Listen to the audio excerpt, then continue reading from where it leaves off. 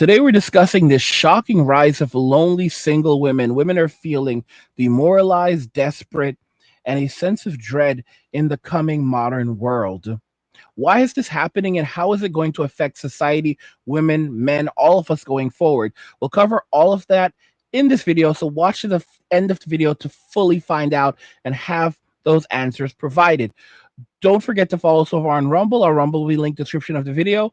Also, don't forget to check out Angry's Crypto Academy to learn how to buy, sell, trade crypto, and make massive profit. Today's video comes from the Psych Dep channel. His channel will be linked in the description of the video, so you can go check him out and support him.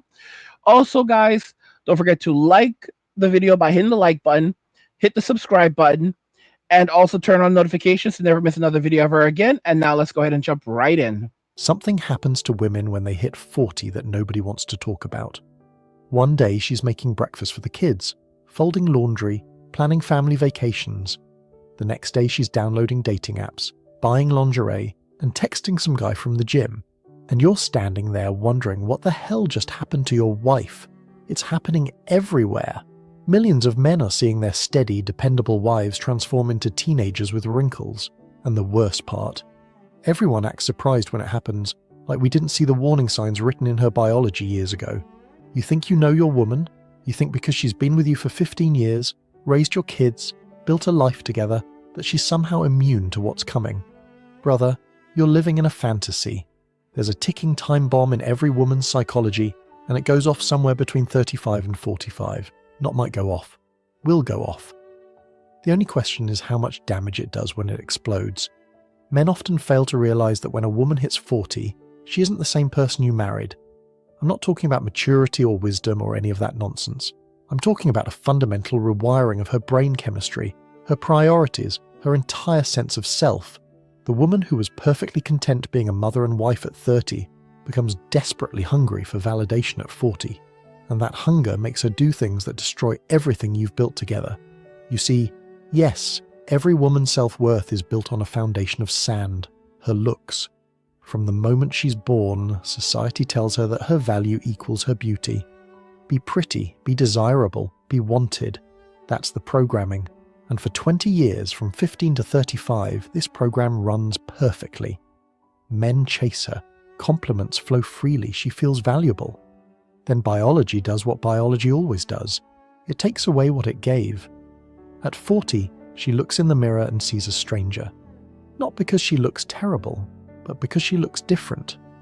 The face that launched 1,000 ships now struggles to turn a single head. The body that made men stupid now gets polite smiles at best. And this isn't about vanity.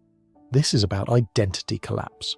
Her entire sense of self was built on being desired, and now that desire is evaporating like morning dew. Think about it like this. Imagine you're a professional athlete. Your whole identity, your self-worth, everything is tied to your physical performance. Then age catches up. You're not terrible, but you're not what you were. You can't do what you used to do. Now multiply that psychological crisis by 10, and you'll understand what's happening in your wife's head when she realizes her beauty is fading. But here's where it gets dangerous. Instead of accepting this natural process, instead of gracefully transitioning into a new phase of life, modern women panic. They rage against reality. They declare war on time itself. And the first casualty in this war? Your marriage. At 22, a compliment is background noise. She rolls her eyes. Yeah, whatever, I know I'm hot. But when a 42-year-old gets that same compliment, her brain explodes with dopamine. Finally, proof she still got it. Validation that she's not invisible. That single compliment from a stranger becomes more valuable than 10 years of your devotion. Why? Because your devotion is obligated. His attention is chosen. This is the dirty secret nobody tells you. Married women over 40 are the easiest targets for seduction. Not because they're bad people, but because they're starving for something you can't give them anymore. The thrill of being chosen by someone who doesn't have to choose them. Your attention doesn't count because you're locked in. You're married. You have kids together. What are you going to do? Not find your wife attractive? But that random guy at the coffee shop who smiles at her? That's pure validation. That's proof she's still in the game. And once she gets that first taste of outside validation, it's over. Not immediately, but inevitably. See, guys, what this all comes back to is hypergamy. Women are wired for hypergamy, and men are wired for polygamy. We have been conditioned to believe that we're only supposed to, as men, have one partner and dedicate our lives to that one partner and build families. And they try to act like it's biblical. And the reality is, if you look back at history, throughout most of history, only around 30 to 40 only around 30 to 40% of men actually reproduced, while most women produced, most men didn't. And this is something that goes back to even like the 1800s. It's only during the modern day era where men were told that, listen, if you protect your country, serve your country, work hard for your country, build society, basically the industrial revolution, that's that whole spiel. You'll get a wife, you'll get a kids, you'll get the kids, you'll get the house, you get the two-car garage, the white picket fence, the stupid little dog. And for a while, that's what happened. But then that social contract was broken while still expecting men to honor their part of the bargain. And that's how we ended up where we are today. So modern society is no longer what it once promised to be. Instead, it's more of a dystopia in reality. But one thing that has not changed is hypergamy. Women are wired for hypergamy. They are wired to always actively seek out the best genes, the person with the most, the person that provides, has the best survival value. The thing is that the way that women rank men, it's not something women traditionally did not choose their partners. It was men chose partners for women. They chose a person that had the best survival value. Women look for other things. Women look for men that basically are stimulating their emotions, that make them feel good about themselves, that make them feel desired, that that are scarce. This is the reason why women are chasing after not only Chad and Tyrone, but also Poncho. And you might say, Poncho, that doesn't make sense. What does Poncho have? Poncho's like 5'4", 5'5". He has a plump little belly, those little cheeks, little mustache. And you're like, why is little Poncho so popular? It's because little Poncho is doesn't give a damn. He could care less. Okay, little Poncho is for the streets, and that's the thing. That's why women often go back to the streets, because the streets are exciting. The streets are not boring. There's a chaotic vibe out there, but it's like an adventure all the time, and that's why they're always looking towards the streets for validation and for freedom. But the problem is that when they end up going back to the streets, they find that there was nothing really waiting for them other than guys who are looking for easy access to physical intimacy, and that's about it. A woman has to basically come to the conclusion that I'm happy with what I have, and I'm going to fight to protect what I have. Those are things that a woman has to consciously do. But especially in an era of social media where women are constantly shown these different standards of beauty, and you know you have to constantly live up to this glamorized look. Social media is constantly in their face, and it's never ending. And then of course with feminism and liberation and telling women that they should never settle. Women are in marriages, they don't actually view their marriages as a commitment. They view marriages as more as a building block to help them get on their feet, to provide stability for them. But it's not really a lifelong thing. A lot of men are disillusioned because as men, we were never supposed to really engage in monogamy, because we're designed for polygamy. We're designed to have relationships with multiple partners, to form a pride. There's a lot of men. Most men are not designed to have children. There's a lot of men who would never have children if they had the option not to have children. And this as a fact, because only around 30 to 40% of men only had children, even though the average man was poor. So this basically tells us that most men were consciously choosing not to have children. A lot of men of means chose not to have children because they didn't want to have children. This ideology that everyone should have kids is something that was thrusted upon men as a whole, and it's a sad reality, but it's true. Is in a world pushing you to own nothing and be happy, crypto is your key to survival. Join Angry's Crypto Academy to master buying, selling, and trading crypto. Make huge profits and safeguard your wealth.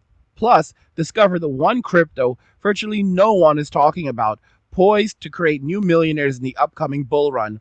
The link is in the description of the video below. Go check it out now. Because now she knows what she's been missing. Now she remembers what it felt like to be pursued, to be desired, to be someone's fantasy instead of someone's reality. And that memory becomes an itch that your stable, predictable love can never scratch. You want to know the exact moment your marriage enters the danger zone?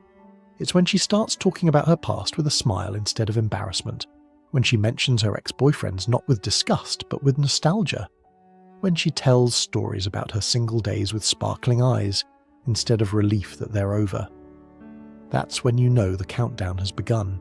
Here's the brutal biology lesson they don't teach in school. A woman's brain literally rewires itself as she ages. The chemical reward system that made her feel alive at 25, by 45 it's running on fumes.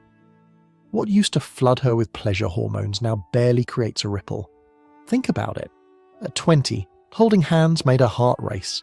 At 40, she needs an emotional earthquake just to feel a tremor. Her neurological pathways have changed so drastically that your romantic dinner feels like watching paint dry. That weekend getaway you planned.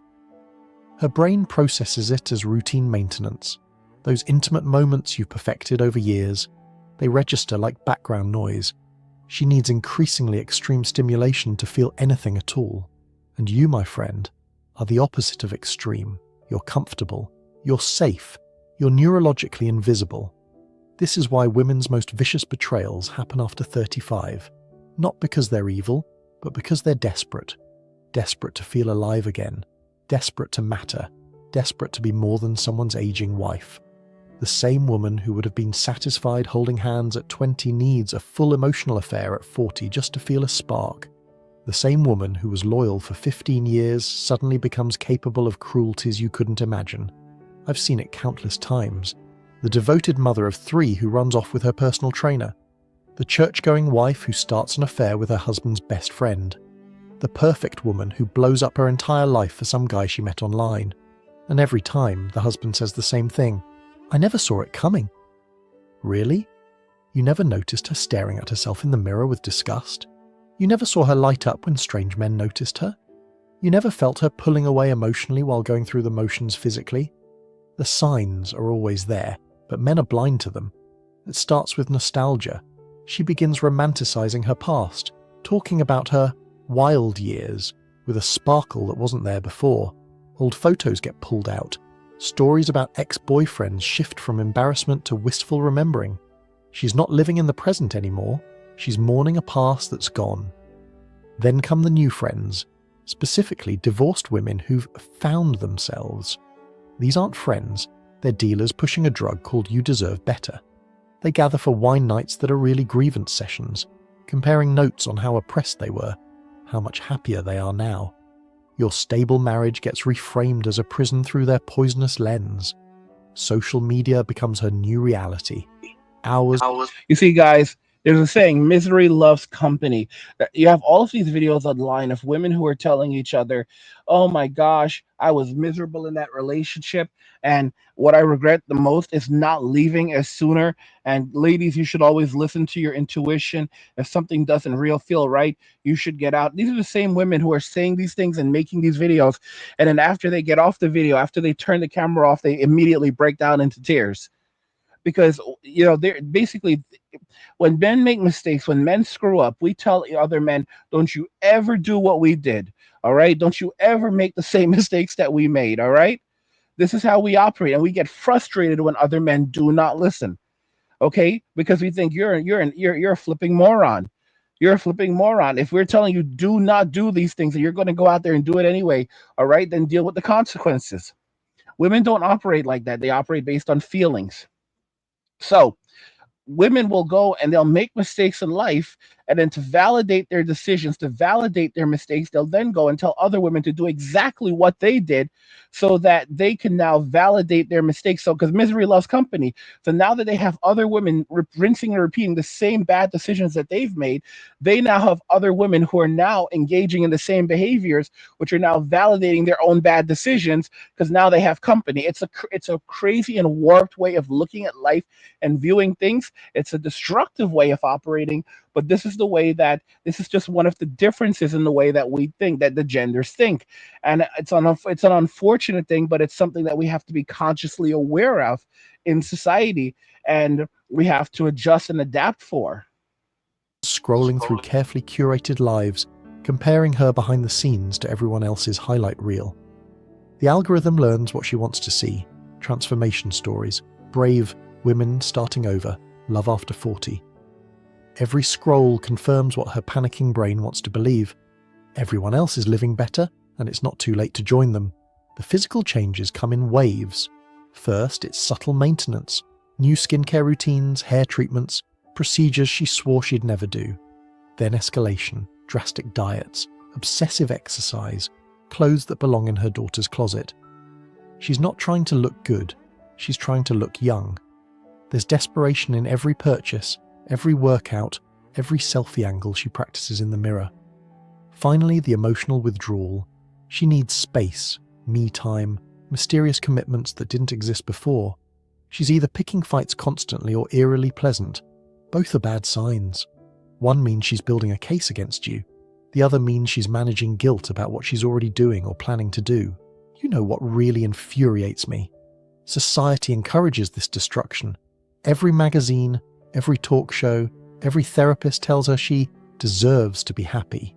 She needs to find herself. And you know the reason why society does it? You know why every magazine does it? You know why therapists do it? Because of control. Because they need her coming back. Because a woman who's happy in her family, a woman who's happy with herself, doesn't need a therapist. She doesn't need a gossip magazine or relationship magazines. She doesn't need endless amounts of cosmetic products. She doesn't need to turn to the state. She doesn't need those toxic friends. So, of course, they're going to tell her all of these terrible things. Of course, they're going to make her feel like something is wrong in her life and they're the ones who have the answer. Of course, TikTok is going to constantly show her videos of other women living better lives and saying that they're happier because there was something more for them out there. Of course, of course, this is the way it operates because they have to keep them hooked. They have to, because they know that women need constant validation, constant reassurance, but also women are more emotional. Women process, they reason using emotions. So you're tapping into that sector of their brains, their feelings, and you're manipulating their feelings by creating doubt. And then you're using that doubt to separate them from the only people that ever gave a damn about them, their families, their husbands, their parents, their children. And why do they do that? It's so that they can control them. Why do therapists? Why do and therapy? We already know this, that relationship counseling often does way more damage to a relationship than anything else because it's about control. That therapist, guys, I studied psychology. I have a background in psychology. I have a master's in psychology. I was studying to be a clinical psychologist at one point. All right. And I'm telling you, what do these people do? They have to eat. They have to have you keep coming back. They have to keep you diagnosed with something.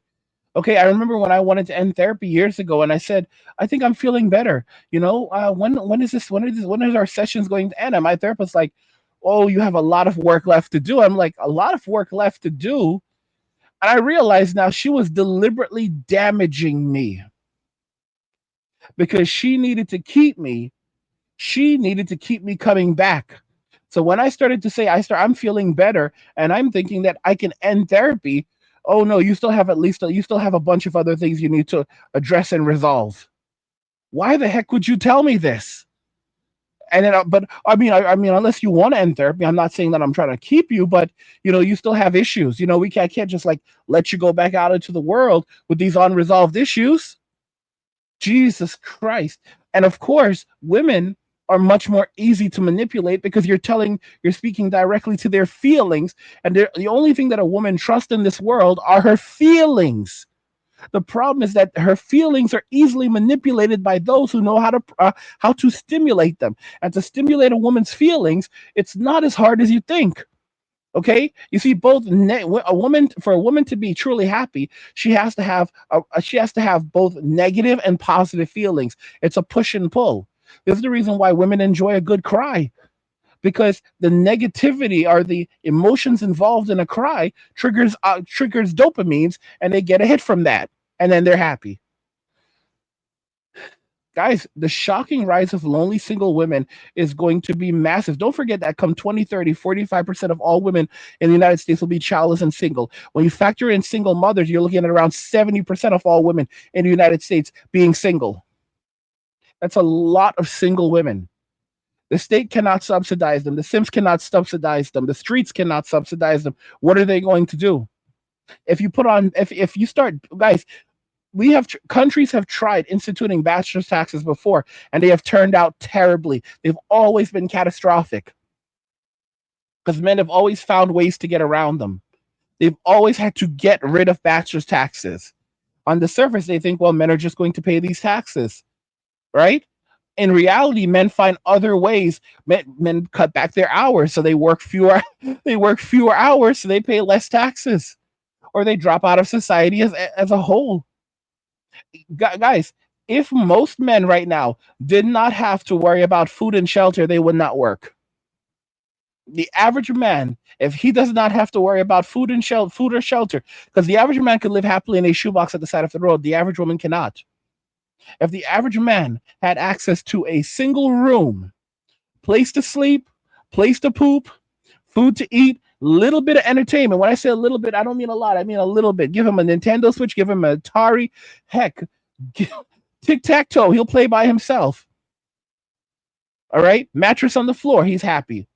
A lot of dudes no mattress, and I'm not saying to that level of extremity, but you can give a guy a decent room, a room to live in, and he's good. Okay, place to sleep, and he can have possessions, but he doesn't need much. The average man just does not need much. And the more you try to take more responsibility you try to put on men without giving them in return, the more men are just going to increasingly walk away. And the ones who are going to struggle the most are going to be women, because life has always been hard for men. So men have to survive. Men have to succeed if they want to survive. It's not the same for women. Women have been conditioned to believe that they will always be bailed out of every bad decision that they make, but it does not align with reality, because men get in the way of reality and protect them from the realities of the world. But now that men are going away, they will now have to face those realities of the world without anyone to come and save them or protect them from those realities. But let me know your thoughts, and we'll talk about it in the comments. Like the video if you like it. Don't forget to subscribe. And if you like the video, share the video. And just remember that all roads lead to MWA, men walking away. And cheers. Nothing says you care like crypto. Nothing can compare. Nothing says you care like crypto. Oh, nothing can compare to crypto.